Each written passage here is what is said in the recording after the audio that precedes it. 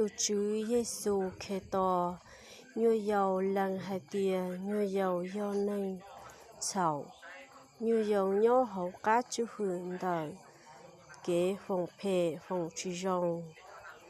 nhớ hậu cá hư chỉ đời đan dinh nhông thía tê tú tờ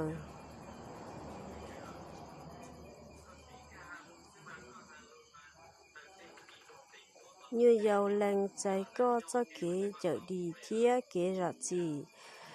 lo ua như dầu tu như dầu thọ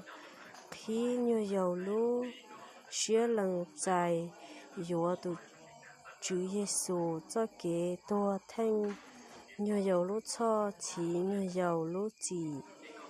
chờ nó mù chia chữ Giêsu Kitô là nhớ hậu như dầu lú neng thọ ua châu ua có tàu ua li có chỗ lù cho chê thía như dầu trên hay tia như dầu dùa tàu dài có chỗ lù cho chê đợi chỉ nó mù thọ cỏ có cho như dầu luôn nên mù trâu cho kế mua dân đợi tê kế phê kế kia tàu cho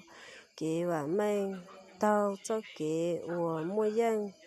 như dầu tay thọ cho kế tranh lòn đợi chữ Giêsu Kitô luôn bề